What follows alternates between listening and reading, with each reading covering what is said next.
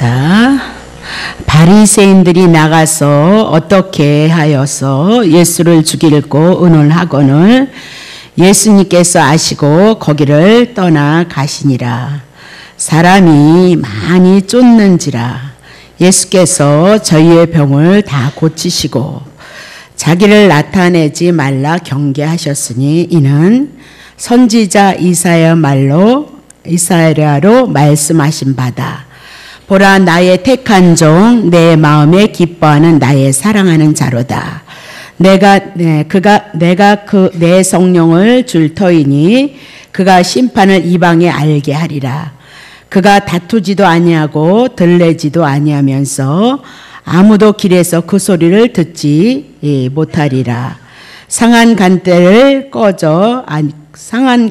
꺾지 아니하고 꺼져가는 심지를 끄지 아니하기를 심판하여 이길 때까지 할 것이니 또 이방들이 그 이름을 바라리라 함을 이루려 하심이니라. 아멘. 우리가 지난주에 안식일에 회당에서 병 고치는 거에 대한 것을 가지고 안식일이 무엇인가에 대해서 은혜를 나눴습니다. 안식일에 양이 구덩이에 빠져 있으면 너네들이 그거 건져내지 않겠느냐. 예수님도 안식일을 짐승일지라도 안식일에 구덩이가 빠져 있다면 그를 건져내는 것을 합당하게 여긴다, 그 얘기입니다. 그렇다면 사람이야말로 안식일 날 구덩이에 빠져 있다면 그 구덩이, 짐승보다 더 귀한 사람의 생명을 향해서 구원하는 일을 어찌 그것을 마다하겠느냐. 그건 당연한 것이다라고 그렇게 얘기를 하고 있는 거죠.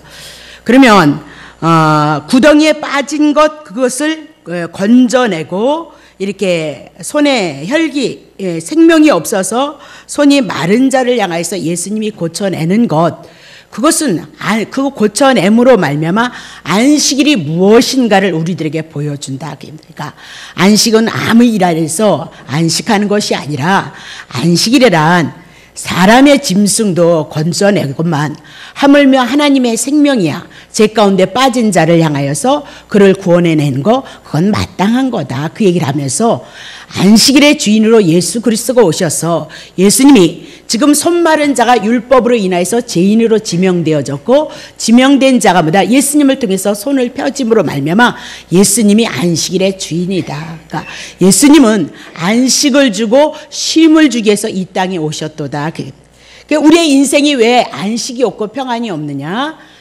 죄 때문이다. 그 얘기입니다. 죄 때문에 인생의 수고와 땀이 와서 고생을 하는 그 삶 가운데 머물러야 되고 정령 죽으리라 했던 그 말씀이 이렇게 손 마른 자의 모습을 통해서 정령 죽으리라의 모습으로 나타냈고 예수님은 죽으리라 한 자를 향해서 살리는 사건을 통해서 예수님만이 우리의 구원자이고 치료자이다. 그것을 성경을 통해서 우리들에게 가르쳐주고 있다. 그 얘기입니다. 자, 그러면 안식일에 선을 행하는 것이 옳으냐 악을 행하는 것이 옳으냐 그러면서 선을 행하는 것이 뭔가 했더니 구덩이에 빠진 자를 건져내는 거고 이렇게 손 마른 자를 향해서 고쳐주는 것이 선이다. 그렇게 얘기를 했습니다. 자, 그러면 선이라는 것이 곧 생명을 구하는 것과 연관이 되어졌다 이렇게 말씀하시니까 예수가 오셔서 손 마른 자를 향해서 고치시는 것은 생명, 영생을 주시는 분인 것을 예수를 통해서 증거하므로 예수님을 통해서 손 마른 자는 뭐다? 생명 구하는 일, 영생을 얻는 일을 예수님을 통해서 은혜를 입었다.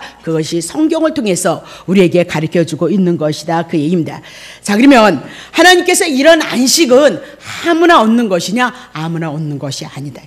그러니까 요한복음 5장을 통해서 38년 된 병자가 한 사람이 고침을 받았을 때 그때 분명히 많은 환자들이 있었음에도 불구하고 38년 된 병자만 정말 죽어있는 상태의 그 환자만 고치셨다. 그 얘기입니다. 그러면 아무나 이렇게 예수님을 만났다고 해서 다 병을 고치고 안식을 노리고 그러냐? 그렇지 않다. 그 얘기를 하고 있는 거죠. 자, 그러면 먼저 하나님께서 택함을 받았던, 눈으로 봤을 때 택함을 받았던 바리새인들이나 서기관들이나 유대인은 하나님의 말씀을 받은 자다입니다. 하나님의 언약을 받은 자들이다. 그렇게에도 불구하고 오신 예수 그리스도를 배척했다. 그렇게 얘기고 그들에겐 구원이 없었다라고 그렇게 얘기를 하고 있는 거죠. 자, 그러면 봅시다. 그런 일들이 누구는 어떻게 해서 예수를 알아봄으로 구원이 있고 어떤 사람은 예수님을 배척하느냐. 배척하는 것도 하나님의 계획 가운데 하나님의 예언하신 일 중에 하나이다. 그 얘기를 하는 겁니다. 자, 이사야 6장 봅시다. 여호와께서 가라사대 이 백성에게 이르기를 너희가 듣기는 들어도 깨닫지 못할 것이고 보기는 보아도 알지 못하리라 하여서 10절 이 백성의 마음을 둔하게 하는 거. 하나님의 말씀을 알지 못하고 하나님의 뜻을 보지 못하면 마음으로 벌써 둔감해진다. 우리의 인생이 하나님께로부터 나와서 하나님을 알지 못하면 우리는 그냥 내 소견대로 살아간단 말입니다. 제 가운데 있는 이 소견대로 살아가기 때문에 우리의 마음이 둔하고 기가 막히고 눈이 감기게. 그러니까 기가 끼고 눈 감겼으니까 어떻게 살겠어요? 하나님이 원하시는 뜻대로 살지 못한다. 그 얘기입니다. 자, 염려컨대 그들이 눈으로 볼까봐 걱정을 하는 거고요. 그렇죠? 귀로 들을까봐 걱정을 하고 마음으로 깨달을까봐 걱정을 한다. 다시 돌아와서 고침을 받을까 하노라. 그러니까 절대 하나님께서는 이렇게 고침을 받는 자가 있는가 하면 고침을 받을까 염려하는 자가 분명히 있다라고 그렇게 얘기를 하고 있는 거죠. 그러면 이사야 선지자가 이미나도 예언하기를 멸망받기로 작정된 자가 있기 때문에 지금 하나님의 선택받았던 이스라엘 백성들이 유대인 지도자들이 뭐다? 예수를 알아보지 못하더라. 그 얘기를 하고 있는 거예요. 그러니까 다 누구의 뜻대로 되어진다? 하나님이 예언하신 하나님의 뜻대로 이루어진다. 그 얘기를 하고 있는 거죠. 그죠? 자, 사도행전 13장 47절. 주께서 이같이 우리를 명하시되 내가 너를 누구를요? 사도 바울을 이방인의 빛을 삼아서 이방인에게 빛 예수 그리스도의 빛을 삼아서 너로 땅끝까지 구원을 얻게 하려 하리라 하셨느니라 하니라. 8절. 이방인들이 듣고 기뻐하면서 하나님의 말씀을 찬송하며 영생을 주기로 작정된 자는 다 믿도라. 그러면서 아무나 믿는 것이 아니고 영생을 주기로 작정된 자가 있다. 그 얘기입니다. 우리가 이제 성경 공부하면서 다음 주에는 이제 택자와 불택자에 대한 것을 우리가 이제 교리적인 부분을 공부하리라 그렇게 보는데 이미나도 뭐라고 해요? 이사야 선지자를 통하여서 뭐다? 절대 보면 안 되고 절대로 알아들으면 안 되고 절대 깨달으면 안 된다. 그 얘기입니다. 그래서 예수 그리스도를 영접하면 안 되는 자가 있는가 하면 또 오늘 사도행전을 통해서 말씀하시기를 영생을 주기로 작정자만 뭐다? 예수를 믿도라 그렇게 얘기를 하고 있는 거죠. 그럼 결국은 영생을 주기로 작정된 자가 있고 영생을 받지 못하기로 작정된 자가 있다는 것을 성경이 이사야를 통해서 사도행전을 통해서 우리들에게 말씀하고 있다. 그 얘기입니다. 자, 그러면 도대체 누가 깨달을 수 있느냐? 마태복음 11장. 그때 예수께서 대답하여 가라사대 천지의 주제이신 아버지여 이것을 지혜롭고 슬기 있는 자에게는 숨기시고 이러면서 지혜롭고 슬기 있는 자 유대인들 바리새인들 서기관들 하나님의 말씀의 지식을 갖고 있는 자들에게 숨겨버리겠다. 그러니까 이사야 9장의 말씀이 그대로 이루어지고 성취되어진 거죠. 자, 근데 어린 아이들에게는 나타내심을 감사합니다 그랬습니다. 자, 그러면 어린 아이들이 도대체 누구이냐? 어린 아이들이 예수 그리스도를 영접한 자들이 뭐다? 어린아이다. 그러면 어린아이는 누구냐면 예수 그리스도를 먼저 따랐던 자들이 누구냐면 예수님의 제자들이다. 예수님의 제자들이 어린아이고 어린아이는 어떤 자냐? 내가 구원을 얻을 수 있는 힘과 능력이 아무것도 없는 죄 밖에는 나올 것이 없는 자가 뭐다? 그들이다. 그 얘기를 하고 있습니다.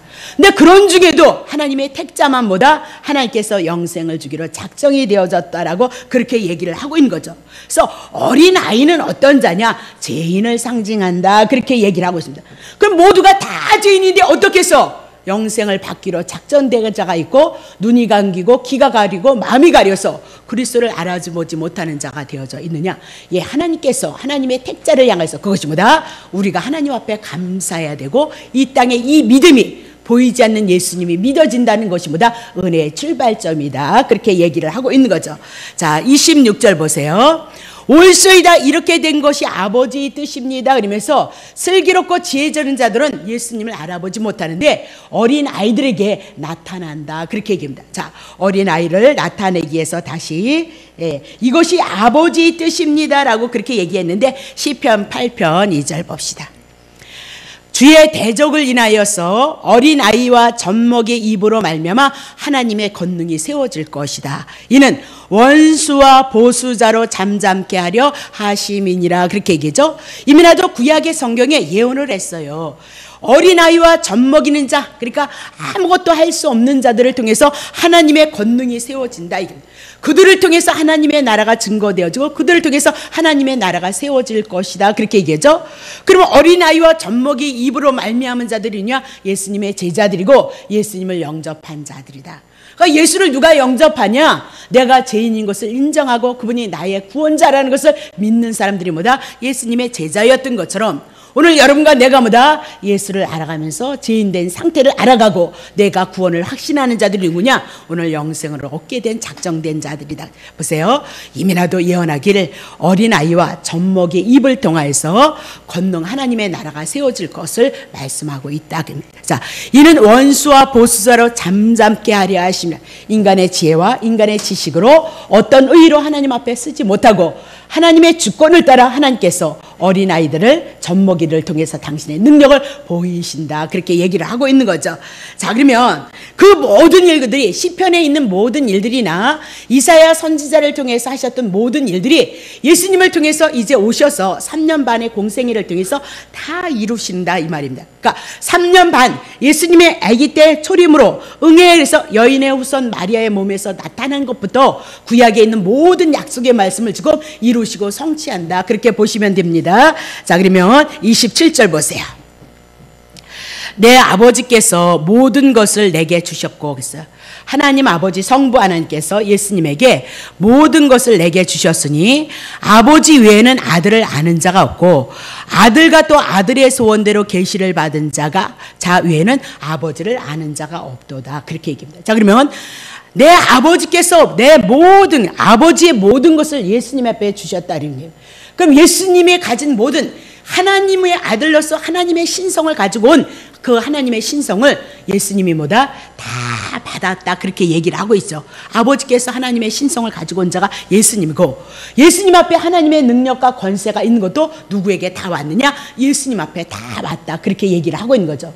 그 얘기는 곧 예수님은 곧 뭐다? 하나님의 아들이시지만 육신으로는 육신을 입은 자지만 하나님과 동등한 신성을 갖고 있는 자요 능력과 권세를 갖고 있으므로 하나님과 같은 자이다라고 그렇게 얘기합니다. 자, 하나님께로부터 모든 것을 받았던 이 예수님은 이 예수님의 하나님께로부터 받은 모든 것들을 예수님이 소원하는 자들에게 예수님이 기뻐하는 자들에게만 주겠다. 그러면 예수님이 기뻐하는 자가 누구냐? 예수님의 소원대로 계시를 받은 자 외에는 그런데 누구냐? 예수님의 제자들이다. 그러니까 예수님의 제자들 외에는 아버지를 알 수가 없다. 그러니까 예수를 통해서 아버지를 아는데 예수님은 누구에게만 줬느냐? 예수님의 제자들에게만 줬다. 오늘도 우리가 예수를 영접함으로 말미암아 동일하게 예수님의 제자와 같은 자들이기에 오늘 우리는 하나님의 아들 예수에 대해서 하나님에 대해서 알 수 있는 자가 되어져서 우리에게 영원한 생명이 들어온 것을 안다. 그 얘기를 하고 있는 거죠. 자, 그럼 봐요. 마태복음 13장 1절.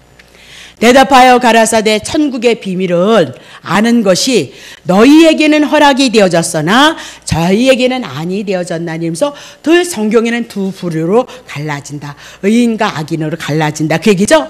그러면 저희는 도대체 누구냐? 바리새인과 서기관들이다. 그렇게 얘기하고 너희는 누구냐? 예수님의 제자들이다. 그렇게 얘기를 하고 있습니다. 그러니까 오늘도 교회를 다녀도 예수님을 통하여서 하나님이 보여지고 이 성경이 우리들에게 무엇을 말씀하는지 성령을 통해서 이해가 되어지고 알아지는 자들은 하나님의 구원이 이루어지고 도무지 이 하나님의 나라의 말씀을 하나님에 대해서 예수에 대해서 성령을 통해서 예수 그리스도를 증거하는 이 말씀을 이해가 되어지지 않는다면 그에게는 뭐다? 하나님의 나라는 관계가 없다. 그 얘기를 하고 있습니다. 그래서 마태복음 13장에 이제 씨 뿌리는 비유를 통해서 가라지가 나오고 좋은 씨가 나온다. 그럼 우리가 좋은 씨가 되어질 수 있는 어떻게 좋은 씨가 되냐 이 말입니다. 가라지는 불택자를 얘기하고 좋은 씨는 택자를 얘기하는 거다. 저번 주에 이렇게 말씀을 하시는데 마태복음 25장을 통해서 재림의 사건을 통해서 열처녀 비유를 가지고 거기에서 주여 주여 하는 자마다 다 구원 얻지 못한다고 하니까 봐라 15처녀는 구원을 받고 5처녀는 버림을 받았다. 그렇게 해서 우리에게 겁을 준다. 그 얘기입니다. 그렇잖아요. 영생을 주기로 작정된 자는 뭐다? 다 믿게끔 되어져 있다. 그러면 5자녀는 불택자이고 5자는 택자이다 그랬습니다. 그래서 자기의 백성을 잃어버리지 않는다 이 얘기입니다. 그분이 누구냐? 이 세상의 만유보다 크신데 어찌 자기 아들들을 잃어버리겠느냐? 요한복음이 우리를 통해서 말씀하고 있지 않느냐? 그 얘기를 해나가고 있는 겁니다. 자, 그러면 마태복음 12장 14절 이제 또 해나갑니다. 바리새인들이 나가서 어떻게 하여 예수를 죽이고 유인원하거늘 그렇게 얘기를 하죠. 이제 많은 무리가 예수님을 쫓는 겁니다. 그러니까 바리새인들이 자기네들이 기득권을 잃어버리면 제사장 노릇하지 못하잖아요. 지도자의 노릇하지 못하잖아요. 그러니까 뭐다? 예수님을 쫓는 무리를 인하여서 어떻게 해요? 예수를 죽이고 의논을 했다 그입니다. 자, 15절. 예수께서 아시고 거기를 떠나가시니 사람이 많이 쫓는지라 예수께서 저희의 병을 다 고치시고자. 사적인 얘기 조금 한번 할까요? 뭔 얘기냐면요. 옛날에 6.25 때 북한에 교회가 있었잖아요. 교회가 있었는데 막 이제 예수 믿는 사람들이 어쨌든 예수 믿는 사람들을 막 죽이는 거예요. 그러니까 막 무서우니까 당장보다 막 다 도망간 거죠. 다 도망을 가고 목사님들도 다 도망을 갔어요. 다 도망을 갔거든요. 근데 목사님들이 몇 분이 도망을 가지 않았어요. 총으로 죽인다 해도 나는 교회를 지키겠다. 그래서 총칼을 들이대서 이제 총으로 사살을 당하고 그랬어요. 뭐 나는 뭐 그렇게 뭐 그거 할 것 같지는 않은데 여러분 어떻게 생각하세요? 여러분은 어떤 게 옳은 것 같아요? 성도들이 다 도망을 갔거든요. 아니 목사님들도 도망가는데 예? 성도들은 도망가는 거면 얘기할 것도 없고 그렇잖아요. 예? 목사님들을 도망가셔서 어떤 목사님들은 교회를 지키겠다. 교회가 뭐다? 하나님의 성전이다 그 얘기예요. 그래서 교회를 지키지 않겠다. 교회를 지킨다 그래서 다다다다다 해서 돌아가셨다는 거예요. 아니 교회는 이 예배당은 성도들이 와서 하나님의 말씀을 구원받아서 하나님 앞에 은혜를 입어서 하나님의 말씀을 가르침을 받아서 다시 주님이 우리를 위해서 구원을 이루신 것을 위해서 감사해서 모여지는 것이 예배다 그렇게 얘기했죠. 예수 그리스도가 없는 말씀 예배는 예배가 아니에요. 그러니까 나 혼자 있어도 예수님이 내 안에 나를 향하여 구원을 이뤘다는 것은 뭐다? 내가 교회가 되어졌다 그 얘기예요. 교회가 아무리 커도 세상을 추구하고 자기를 추구하면 거기는 절대 교회가 아니에요. 하나님의 이름은 모였을지라도 말씀이신 그리스도가 증거되었지만 거기는 교회가 아니고요. 여러분은 하나가 예수님을 인해서 구원을 받았다. 여러분이 하나님의 성전이 됐으니까 여러분이 교회다 이 말입니다. 그러니까 한번 생각해보자 그 얘기예요. 예. 그래서 우리는 그거를 인간적으로 딱 봤을 땐 그분들이 훌륭하다고 생각하지만 성도들은 다 흩어져서 없고요. 그렇잖아요. 그러니까 지금도 예수님이 도망을 가셨거든요. 아니 능력이 없어서 도망을 가셨느냐 이 말이에요. 아직 자기의 사명이 남바되어져서 복음을 전해야 되고 자기의 때가 되지 않았다 이 얘기예요. 그러면 텔레비에서 한 얘기예요. 저는 그렇게 나는 하여튼 믿음이 없어서 그렇게 생각하는 목사예요. 여러분도 한번 성도들이 다 도망을 갔어요. 이 예배당은 뭐다? 예배 드릴 수 있는 처소. 구원받은 무리가 모여서 하나님의 말씀을 듣고 이 말씀을 통해서 다시 한번 하나님의 은혜를 확인해 나가고 성장하고 성숙해서 복음을 전할 수 있는 그 힘을 모아서 우리가 그 일을 이루기 위해서 이렇게 교회가 형성이 되어진 거거든요. 그럼 성도 다 도망갔어요. 그러면 이게 뭐 아니 막 큰 교회 다 때려 부시잖아요. 그리고 더 좋은 게 짓잖아요. 그게 무슨 교회예요? 그게 무슨 성전? 감히 하나님의 성전을 무너뜨릴 수 있어요? 그럴 수 없는 거예요. 그러니까 예배당 짓자 이래야지 하나님 성전 짓자에서 하나님이라는 말 가지고 있는 거 없는 거 다 들여서 성전 져놓고는 성전 때려 부시잖아요. 예. 그게 뭐냐고요. 그러니까 우리는 앞뒤 없이 두 가지의 논리를 가지고 우리가 신앙생활 한다는 것은 저는 그렇게 생각해요. 아니 도망가면 어때요? 숨어서라도 한 영혼 더 만나서 땅굴에 들어가서도 복음을 전하면 그게 더 귀한 거죠. 유대인들이 그랬어요. 문자로 율법을 가지고 안식일 거룩하게 지키라. 그러니까 이방인들이 아는 거예요. 저들은 안식일이면 꼼짝 안 한다. 그래서 언제 쳐들어왔냐? 안식일 날 쳐들어와서 다 죽어버렸거든요. 그러니까 나중에 제정신을 차려. 야 이러면 안 되겠다. 다 죽으면 무슨 소용이 있겠느냐 그겁니다. 그래서 이방인들이 들어올 때 그때는 우리도 총칼을 메고 전쟁을 한다. 안식일 날 이러면 안 되잖아요. 더군다나 사람을 죽이는 일을 한다. 더 안 되잖아요. 근데 유대인들이 그랬다니까요. 유대인들이. 예? 또 뭔 얘기 해야 되는데 그런 얘기를 왜 자꾸 하는 거냐면 우리가 생각의 폭을 넓히셔야 돼요. 그리고 정말 무엇이 참 지혜인가를 우리가 아셔야 된단 말입니다. 그렇잖아요. 예. 자, 보세요. 그래서 죽을 때도 되지 않았고 아직도 사역을 다 감당해야 되기 때문에 이제 예수님이 피하신 건데 다시 보세요. 자, 보세요. 거기를 떠나가시니 사람이 많이 쫓았어요. 그래서 예수께서 저희의 병을 타고 아직 돌아가실 때가 되지 않아서 사역을 감당할 때가 되셔서 피하기도 하셨고 또 많은 사람들이 병을 고치기 위해서 찾아왔기 때문에 예수님보다 도망가신 거예요. 피하셨더라 그렇게 얘기를 하고 있는 겁니다. 자, 그러면 예수님은 자, 마가복음 3장 7절 봅시다. 예수께서 제자들과 함께 바다로 물러가시니 갈릴리에서 큰 무리가 쫓으면서 유대아와 에루살렘과 이두메와 요단강 건너편과 또 두루와 시돈 근처에서 허다한 무리가 그의 하신 큰 일, 이적과 기적과 병곤증을 듣고 나오는 거죠. 자, 9절. 예수께서 무리에 에워싸 미는 것을 면케하기 위해서 작은 배를 등대로 하도록 제자들에게 명하시고 이는 많은 사람을 고치셨으므로 병에 고생하는 자들이 예수님을 만지고자 해서 피급히 함이더라. 11절. 더러운 귀신들도 어느 때든지 예수를 보면 그 앞에 엎드려 부르짖어서 가로되 당신은 하나님의 아들입니다. 그러니까 영적인 존재니까 영이신 하나님을, 예수님을 하나님의 아들인 것을 아는 거예요. 그러니까 오늘 우리도 왜 하나님의 아들이 구세주로 오시고 왔다는 것을 영적인 존재가 아니 되기 때문에 그가 그리스도라는 것을 우리가 모른다 그 얘기를 하고 있어요. 2절 보세요.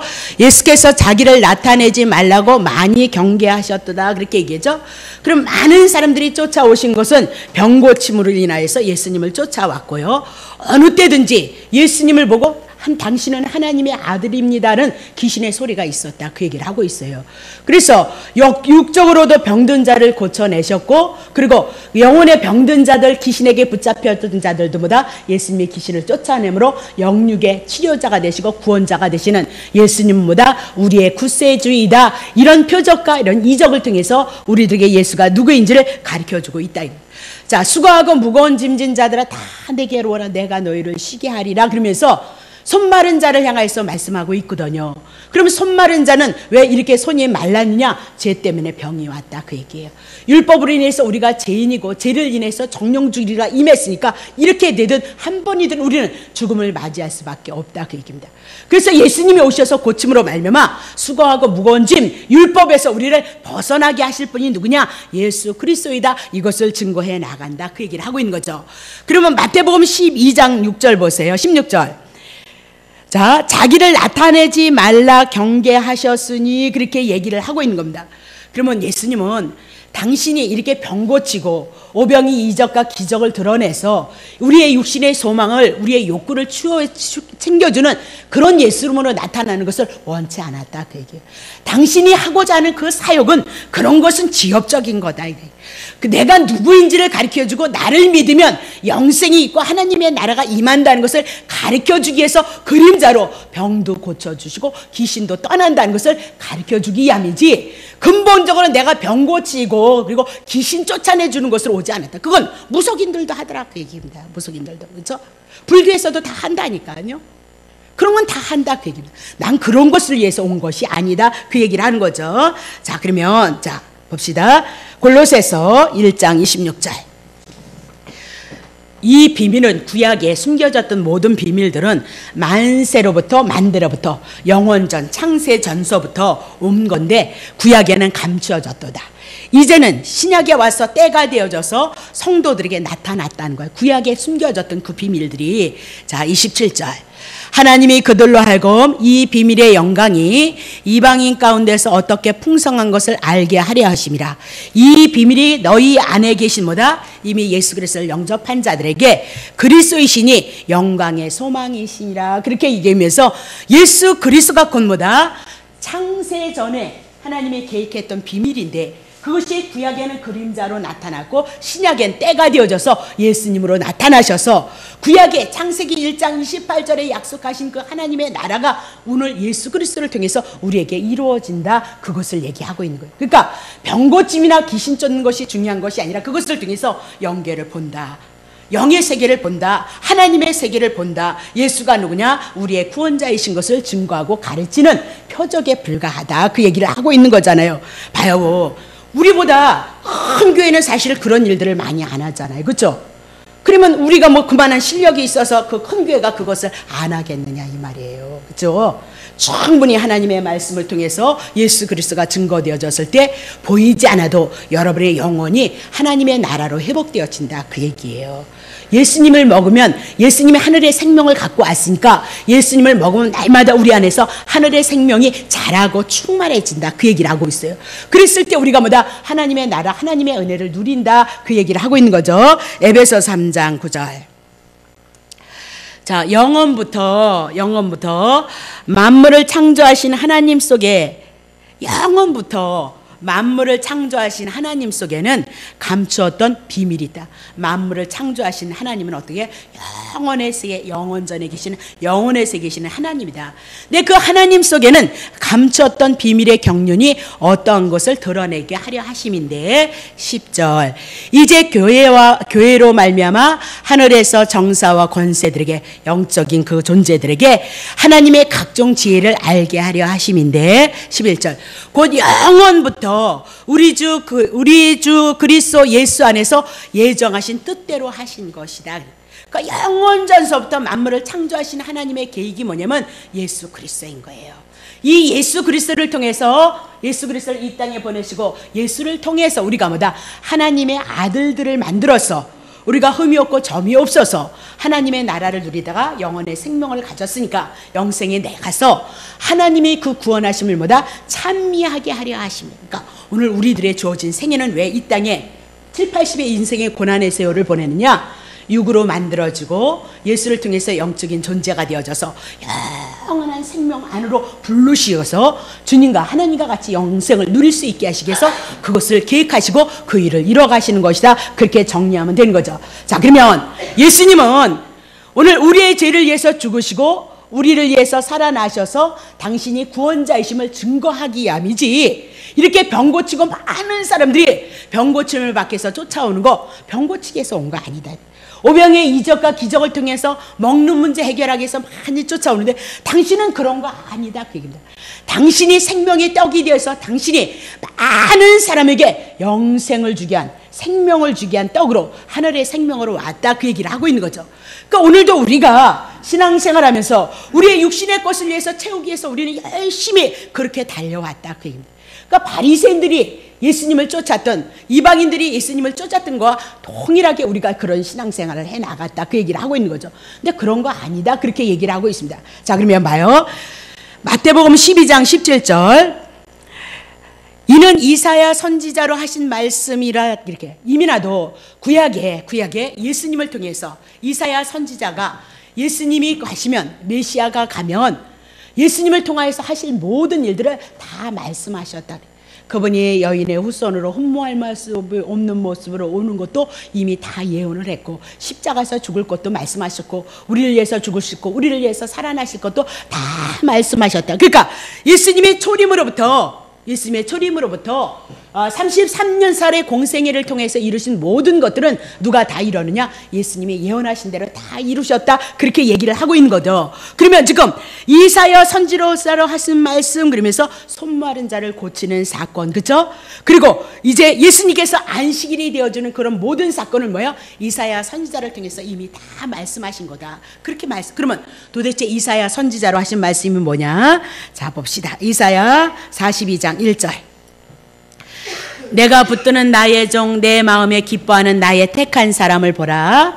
내가 나의 신을 그에게 주어서 택한 종에게, 내 마음이 기뻐하는 종에게 나의 신을, 성령을 그에게 주어서 그가 이방에게 공의를 베풀리라. 그러니까 예수님을 통해서 죄인은 심판을 받고 의인은 구원을 받을 것이다 그 얘기를 하고 있어요. 예수님을 통해서 공의가 갈라진다 그 얘기, 나타날 것이다. 2절. 그는 외치지 아니며 목소리를 높이지 아니하며 그 소리로 거리에 들리게 하지. 예수님은 어떻게 목소리 외치지 않고 높이지도 않고 거리에 들리지게도 하지 않는다는 거예요. 거스리게도 하지 않는다는 거예요. 3절. 상한 갈대를 꺾지 아니하며 꺼져가는 등불을 끄지 아니하고 진리로 공의를 베풀 것이면서 상한 갈대 꺾지 않는다. 꺼져가는 등불 그렇게 잔인하게 그렇게 하지 않는다. 그리고 진리로 하나님이 약속하신 그 말씀으로 하나님의 공의를 베풀 것이다. 4절. 그는 세하지 아니하며 낙담하지 아니하고 세상에 공의를 세우기를 이르니 섬들이 그 교훈을 앙망하게 되어질 것이다. 그렇게 얘기를 하고 있거든요. 그러면 이사야 선지자가 이렇게 예언을 했어요. 앞으로 오실 예수 그리스도가 반드시 이 사역을 감당할 것이다 라고 그렇게 얘기했거든요. 그럼 이사야 선지자가 왜 이스라엘 백성들을 향해서 지금 이렇게 말씀했느냐 이 말입니다. 자, 이사야 40장 보세요. 너희 하나님이 가라사대 너희는 위로하라. 내 백성을 위로하라. 2절. 너는 정대의 한가운데서 에르살렘에서 말하며 그것에게 외쳐 구하라. 예루살렘 유다를 향해서 얘기하라. 그 복역의 때가 끝났고 그 죄악의 사함을 입었느니라. 그 모든 죄를 인하여서 여호와의 손에서 배나 받을지니라. 그렇게. 자, 이 말씀은 이사야 선지자를 통해서 이스라엘 백성이 바벨론의 포로가 되어졌어요. 우상 숭배함으로 말미암아 포로가 되어서 70년을 죄값을 지불하면 죄값 지불하는 것이 70년이에요. 그러니까 온전한 7자 완전수를 가지고 그들이 죄값을 지불하면 유다와 에르살렘으로 돌아온다. 그 얘기를 하고 있는 거거든요. 그러면 지금 복역의 때가 끝났다. 그 얘기는 70년 죄값 다 지불했으니까 바벨론에서 유다로 다시 귀환할 것이다. 그렇게 얘기를 하고 있어요. 그러면 죄인이 되어져서 바벨론 70년 포로 생활을 했다면 지금 다시 귀환한다. 그 얘기는 뭐냐면 죄사함을 얻었다. 그 얘기예요. 죄를 용서받기 때문에 에르살렘에서 돌아오는 것이다. 그렇게 얘기고 하나님의 진노를 다 받아서 진노에서 벗어나기 때문에 지금 에르살렘으로 돌아온다. 그 얘기를 해 나가고 있는 겁니다. 그러면 일찍이 하나님께서 이스라엘 백성들에게 말씀을 하셨어요. 죄를 지으면 저주를 받고 하나님의 말씀에 순종하면 복을 받는다. 그렇게 얘기를 했거든요. 자, 레위기 26장. 너희가 나의 규례와 계명을 준행을 하면 봐요. 내가 너희에게 비를 그 시후에 주리니 땅은 소산물을 내고 밭의 수목은 열매를 맺을지니라. 너희의 타작은 포도 딸 때까지 마치고 너희의 포도 따는 것은 파종할 때까지 마치리니 너희가 음식을 배불리 먹고 너희 땅에 완전히 거하리라. 내가 그 땅에 평화를 줄 것인즉 너희가 누구나 너희를 두렵게 할 자가 없고 내가 사나운 짐승을 그 땅에서 제할 것이고 칼이 너희 땅에 두루 행하지 아니할 것이며 7절 너희가 대적을 쫓으리니 그들이 너희 앞에서 칼에서 엎드려질 것이니라. 너희 5명이 100을 쫓는 거야. 그러니까 하나님이 늘 함께 하셔서 그렇죠? 너의 100이 만을 쫓으리니 너희의 대적들이 너희 앞에서 칼에 엎드려질 것이며 내가 너희를 권고하여 나의 너희와 세운 언약을 이행하여서 너희로 번성케 해서 어쨌든 넘어져도 자빠져도 복을 받는다. 그 얘기예요. 그렇죠? 신명기에도 나왔던 것처럼 다 그러면 다시 봐요. 이렇게 하나님의 말씀을 받으면 이렇게 축복하시겠다. 그렇게 얘기를 하고 있어요. 준행하면. 자, 23절 쳐보세요.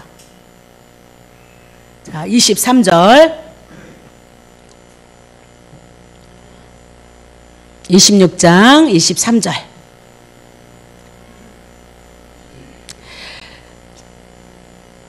자, 보세요. 24절. 24절.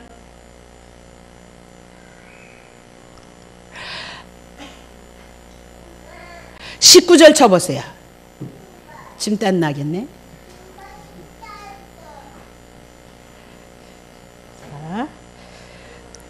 그럼 하여튼 다시 보면 여러분이 레위기 26장을 가서 한번 쭉 살펴보세요.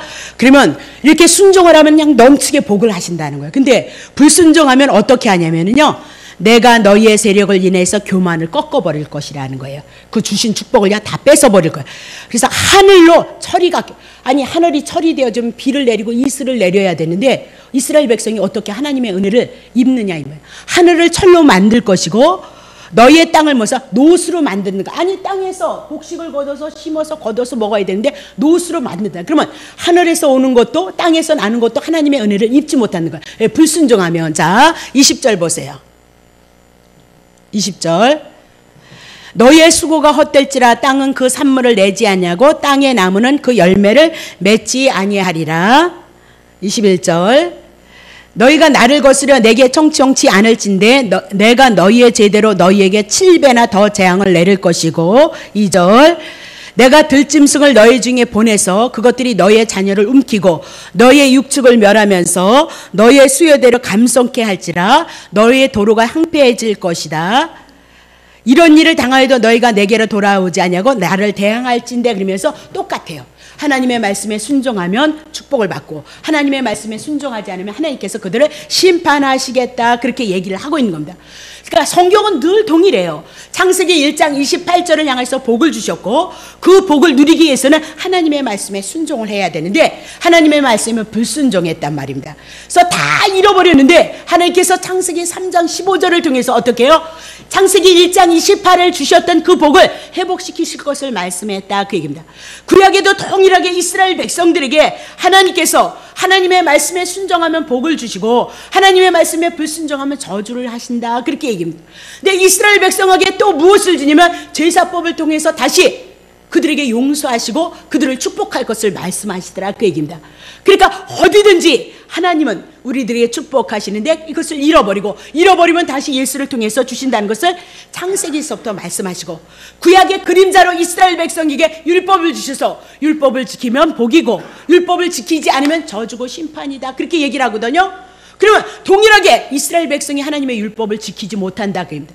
근데 어떻게 그들에게 복이 있느냐 하나님의 선민으로 살아갈 수 있냐 제사법을 통해서 짐승이 죽어서 그들에게 뭐다 다시 하나님의 백성으로서 살아갈 수 있는 축복을 주시더라. 그래서 로마서 5장 14절을 통해서 우리에게 주시는 말씀이 뭐예요? 아담은 오실 자의 표상이다. 아담을 통해서 누구를 보여준다? 앞으로 오실 예수 그리스도를 설명하기 위해서 아담을 먼저 보여주신 것이다. 아담을 인하여서 죽고 아담과 같은 육체를 입는 예수 그리스도가 이 땅에 오셔서 모든 것을 회복할 것을 말씀하고 있도다 그렇게 얘기를 하고 있습니다.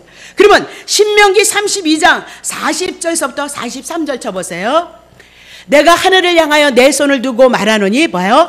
나의 영원히 삶을 두고 맹세한다. 하나님께서 하늘을 향해서 맹세를 하고 있는 겁니다. 영원한 삶을 두고 맹세를 하는 거예요. 영원한 삶을 두고 하나님께서 봐요. 1절 나의 번쩍이는 칼을 갈며 내 손에 심판을 잡고 나의 대적에게 보수하며 나를 미워하는 자에게 보응할 것이다.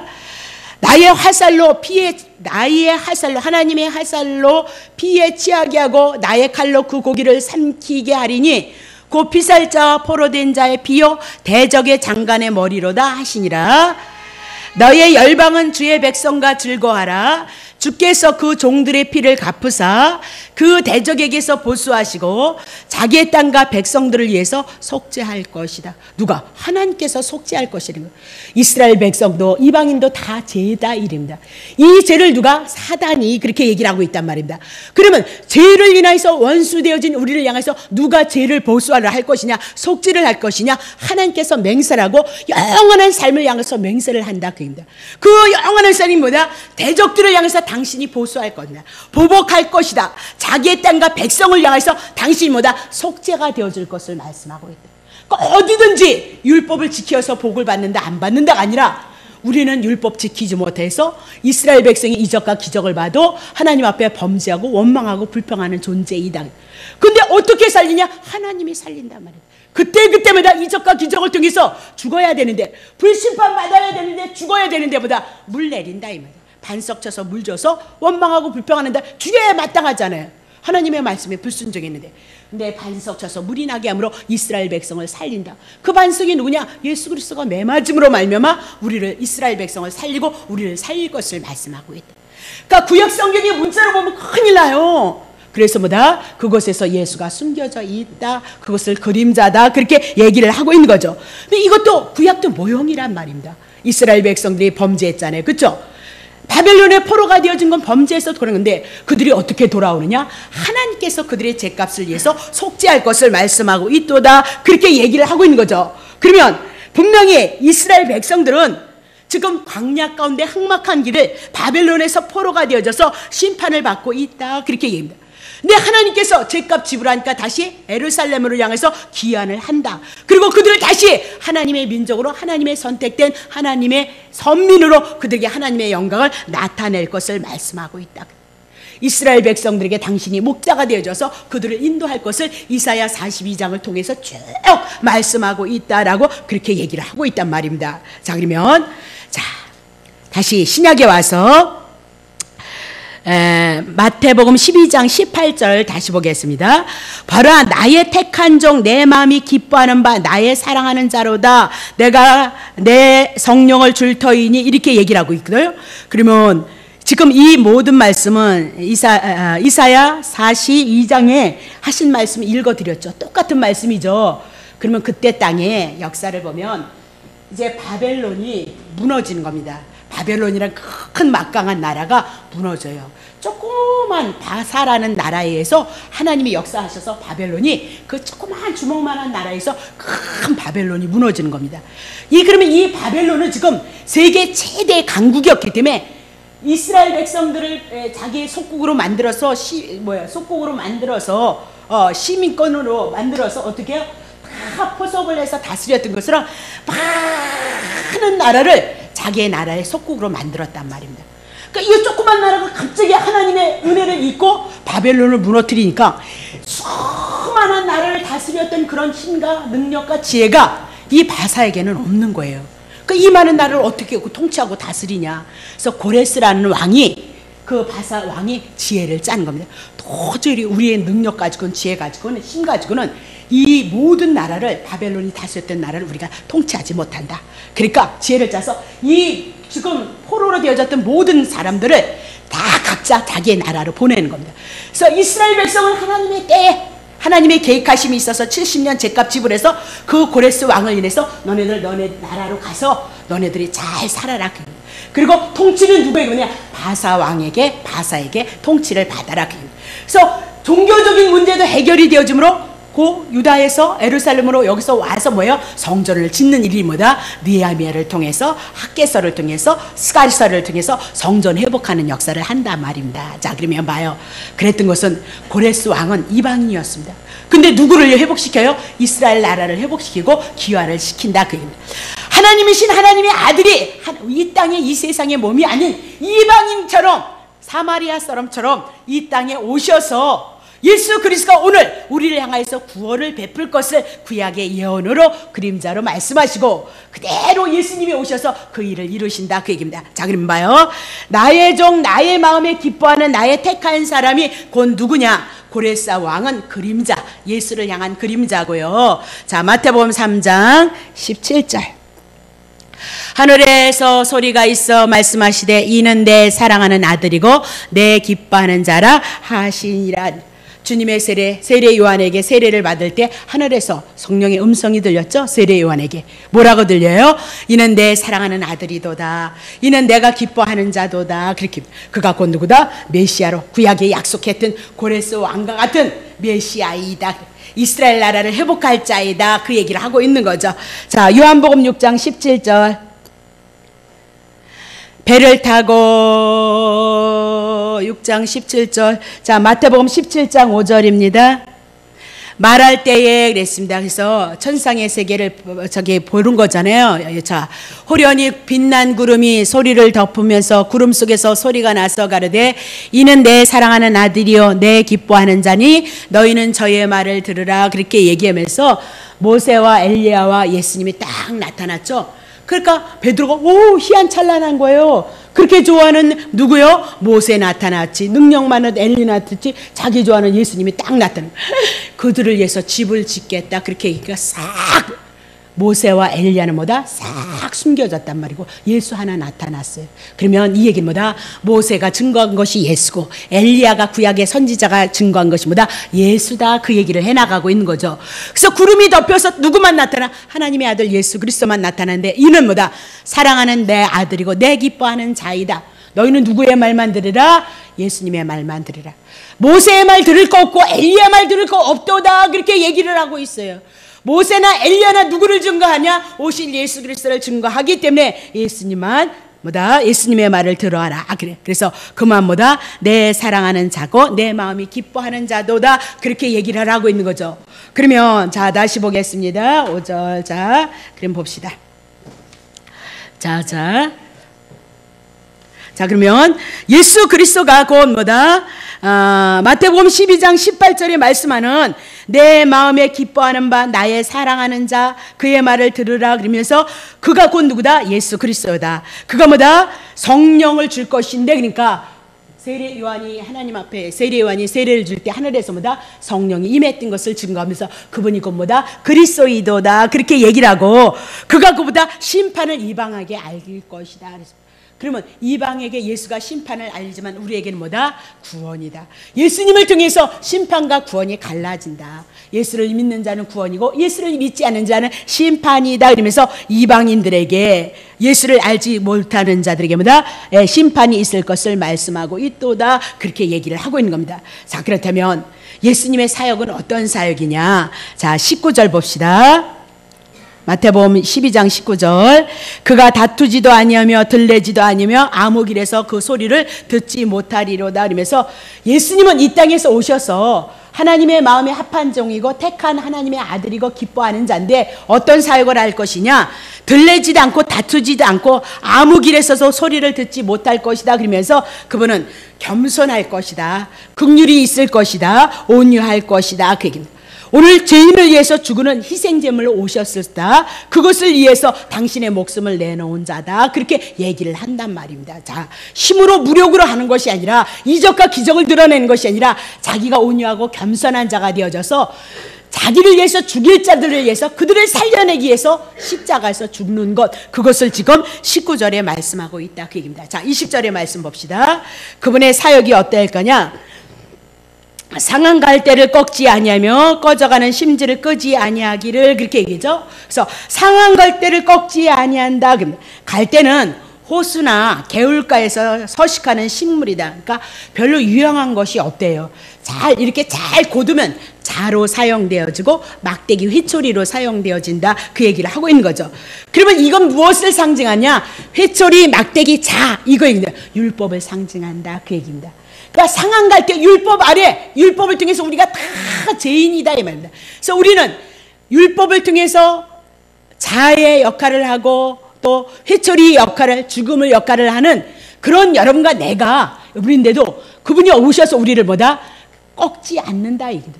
죽이지 않는다 이렇게. 결국은 우리를 살리는 역할을 한다라고 그렇게 얘기를 하고 있는 겁니다. 자, 그러면 지금 우리의 인생이 어떤 것이냐? 율법을 인해서 상한 갈대가 되어졌다 그 얘기입니다.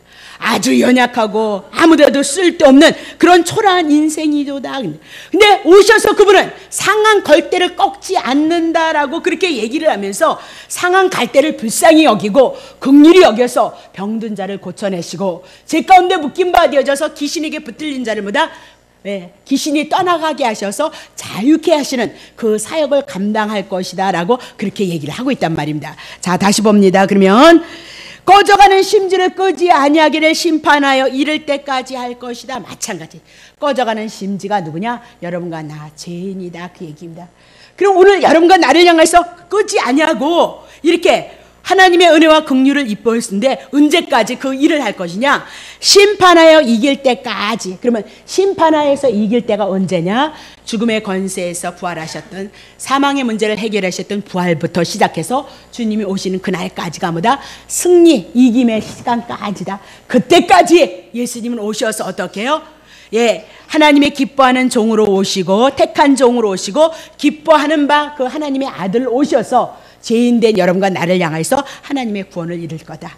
수고하고 무거운 짐진 자들아 다 내게로 오라. 내가 너희를 쉬게 할 것이다. 그래서 오늘보다 고침을 받게 하시고 구원을 이뤄가게 하시고 치료를 이뤄가시는 사역이 뭐다? 예수님의 사역이도다라고 그렇게 얘기하면서 재림의 때까지 그 사건은 이뤄갈 것이다. 그 얘기입니다. 자, 그럼 봐시다. 21절 봅니다. 또한 이방들이 그 이름을 바라리라 그랬습니다. 유대인들에게만 하나님의 구원이 있는 줄 아는데 어디까지 넘친다고요? 이방인들에게도 하나님의 구원의 빛이 예수 그리스도를 통해서 이룰 것을 받고 이방인들도 그 이름 예수 그리스도 구원을 향해서 소망하게 되어질 것이도다. 그렇게 얘기를 하고 있는 겁니다. 자, 그러면 다 끝났습니다. 사도행전 9장 15절. 주께서 가라사대 이 사람은 내 이름을 이방인과 임금들과 이스라엘 자손들 앞에 전하기 위해서 택한 나의 그릇이나. 사도 바울이 하나님 앞에 부름을 받았어요. 유대인인데, 근데 유대인은 예수 그리스도의 이름을 인해서 이방인에게 또 임금들에게 이스라엘 자손들 앞에서 전하기 위해서 누구를요? 예수가 그리스도이십니다. 그것을 전하기 위해서 택한 그릇이도다. 그렇게 얘기를 하고 있는 거죠. 18절 보세요. 16절, 26장 17절. 사도행전 26장. 이방인에게도 복음이 들어간다. 그 얘기하고 있는 거죠. 이스라엘과 이방인들에게서 내가 너를 구원하여 저희에게 보내었으며, 그러면서 이방인에게도 뭐다? 예수가 증거되어졌어. 그래 오늘 우리가 이방인이 우리가 뭐다? 이 말씀이 지금 우리들에게 이루어지고 성취되어진 거죠. 예, 마태복음을 통해서 예수님을 통해서 하셨던 그 말씀이 이미 이루어졌고 성취되어졌다. 그 얘기를 하고 싶은 거죠. 자, 그러면 다시 봅시다. 18절. 그 눈을 뜨게 하여 어둠에서 빛으로 사단의 권세에서 하나님께 돌아가게 하고 제사함과 나를 믿어 거룩하게 된 무리 가운데서 하나님의 나라를 기업을 얻게 하려 하심이라 했습니다. 뭐 이방인들이 다 눈이 감겼나요? 죄를 인하여서 하나님을 보지 못하는 거. 그래서 예수를 믿어서 눈이 떠져서 하나님에 대해서 예수 그리스도를 통해서 하나님의 나라에 누릴 것을 말씀하고 있는 거죠. 어두운 길 사단의 권세에서 빛으로 예수 그리스도로 나올 수 있게 하신다. 그 얘기를 해나가고 있는 거죠. 그것은 뭐다? 제사함과 나를 믿어서 거룩해 되어짐을 하나님의 나라를 기업으로 얻을 것을 이미 말씀하고 있고, 그것이 어디까지 온다? 이방인까지 온다. 그 얘기를 해나가는 거죠. 자, 사도행전 20장 20절부터 봅시다. 유익한 것은 무엇이든지 다 공중 앞에서나 각 집에서나 꺼리낌 없이 너희에게 전하여서 가르쳤도다래. 예. 구원에 필요한 모든 것들은 꺼리낌 없이, 그때 당시는 예수를 믿으면 뭐다? 죽임을 당해야 됐거든. 그러니까 내 말 들어라. 그래. 안 듣겠다. 죽음인들 내가 그거 하겠느냐? 안 듣는다. 하나님의 말씀을 듣는 것이 다 가하도다. 그렇게 얘기를 하잖아요. 자, 21절. 유대인과 헬라인들에게 하나님께 대한 회개와 우리 주 예수 그리스도에 대한 믿음을 증거하는 것이다. 그러니까 믿음 그러면 교회 다니고 열심히 충성하고 그것도 믿음일 수 있으나 궁극적으로 우리의 믿음은 뭐 때문에 온다? 내가 죄인이고 그리고 예수 그리스도를 믿음으로 말미암아 하나님의 나라가 영생이 우리 안에 들어왔다는 거, 그것이 뭐다? 믿음이다. 그렇게 얘기를 하고 있는 거잖아요. 그렇죠? 사도행전 17장 31절. 이는 정하신 사람으로 하여금 천하를 공의로 심판할 날을 작정하시고 이에 저를 죽은 자 가운데서 달리 살리신 것으로 모든 사람에게 믿을 만한 증거를 주셨음이로다. 증거가 뭐예요? 예수님이 하늘과 땅을 향해서 공의로 심판하는데 저를 죽은 자 가운데 예수가 죽으셔서 살리셨어요. 그러면 예수가 죽은 자 가운데 우리들의 죄를 위해서 죽고 우리를 위해서 부활하신 것이니까 다시 살리신 것입니다. 우리의 믿음, 구원받은 증거가 되어진다. 그분이 죽은 것은 다 뭐다? 죄 때문에 죽었지만 살아나신 것은 뭐다? 죄가 없기 때문에 살아나신 것이 아니냐? 그렇게 얘기를 하고, 그분의 살리심이 우리의 믿음의 증거, 하나님의 나라의 증거가 된다. 왜? 그분의 살리심이 곧 내가 뭐다? 죄에서도 죽고 의에 대해서 살아나심이다. 그렇게 얘기를 하잖아요. 에베소서 2장 4절부터 5절. 그 국률하신 풍성하신 하나님이 우리를 사랑하신 하나님의 큰 사랑을 인하여서 5절. 허물로 죽은 우리를 그리스도와 함께 살리셨고 너희가 그 은혜를 인하여서 구원을 얻으신 것이다. 허물로 죽은 우리를 그리스도와 함께, 그러니까 그분의 죽으심도 우리의 죽으심이요 살리심도 우리의 살리심이다. 그렇게 하면서 구원을 얻었도다. 그래서 사망 가운데서, 죄 가운데서, 사단 가운데서 구원을 얻은 것이다. 자, 베드로전서 1장 23절입니다. 너희가 거듭난 것, 구원으로 영생을 얻은 것, 썩어진 씨로 된 것 아니고 썩지 아니할 씨로 된 것인데 하나님의 살아있고 항상 있는 말씀으로 되어졌도다. 그럼 말씀이 도대체 무슨 말씀이냐? 다 5만 가지의 말씀이 다 있지 않느냐? 그 얘기입니다. 자, 그러면 25절 봅시다. 오직 주의 말씀은 세세토록 있도다 하였는데 너희에게 전한 복음이 뭐다? 이 말씀이냐? 그러면서 하나님의 항상 살아있는 말씀은 어디요? 주님의 재림 때까지 복음이다. 이 복음에 우리에게 구원의 복된 소식이다. 예수님이 죽으신 건 내가 죽은 거고, 예수님이 살아나신 건 내가 같이 살아나신 거고, 예수님이 승천하셨으니까 우리 승천하는 거고, 하나님의 보좌 우편에 앉히고 우리도 하나님 나라에 앉히셨다. 그렇게 얘기를 했잖아요. 그것이 굉장히 중요해요. 그래서 그것 가지고 성경을 풀어내지 않으면 다시 어디로 돌아가냐? 율법으로 돌아갈 수밖에 없다. 그 얘기입니다. 그래서 정리합니다. 자, 오늘 마태복음 14절서부터 21절을 통해서 이미 나도 이런 예수님이 모든 구원을 이루는 모든 것들은 하나님의 종, 하나님의 마음에 택한 하나님의 기뻐하시는 종을 통하여서 우리의 구원을 이룰 것을 이미 예언하셨고, 예수님이 지금 이 사역을 다 감당하시고 안식으로 쉼으로 오신 것은 누구다? 구약에 예언하셨고 약속하셨던 구원자 메시아 그리스도이도다. 예수님이 지금 그 사역을 지금 이뤄나가고, 이 사역은 유대인에게만 끝나는 것이 아니라 이방인에게도 이 구원이 이루어진다. 그 말씀이 이미나도 2000년 전에 다 이루어지면서 우리들에게도 이루어졌고, 앞으로 올 세대까지 이방인에까지 하나님의 구원이 이루어질 것을 말씀하면서 예수님의 모든 약속하신 말씀이 그대로 이루어지고 그분이 그리스도임을 증거함으로 우리가 믿는 이 예수를 통해서 충분히 하나님의 은혜하심이 있다는 것을 여러분에게 믿게 하기 위해서 오늘 이 말씀이 우리들에게 증거되어진다, 그렇게 보시면 됩니다. 기도합니다. 하나님 아버지 고맙고 감사합니다. 오늘도 주님을 사랑할 수 있는 귀한 은혜를 주시고 이 밤에도 주님 전에 나와서 주님 앞에 예배를 드릴 수 있게 하셨습니다. 오늘 이 말씀이 지식이 되지 않고 우리가 우리의 영혼 속에서, 우리의 심령 속에서 이 구원이 우리를 통해서 나타나고 주님이 원하시는 일들을 향하여 세상 끝까지 이 복음이 증거되어져서 하나님의 구원하심을 인하여서 구원받은 자들이 주님을 찬양해 나갈 수 있는 은혜 가운데 거할 수 있는 그 축복 가운데 거하게 하시고, 먼저 우리가 이렇게 부르심을 받았으니 이방인의 빛으로서의 삶을 감당해 나갈 수 있는 아름다운 삶이 있도록 주님 축복하옵소서. 이제 이 말씀을 소망하면서 우리가 기도할 때 하나님의 나라로 임하시고 치유하시고 구원하시는 하나님의 놀라운 역사가 나타날 수 있도록 주님 축복하옵소서. 감사를 드리며 예수님의 귀하신 이름으로 기도합나이다. 아멘.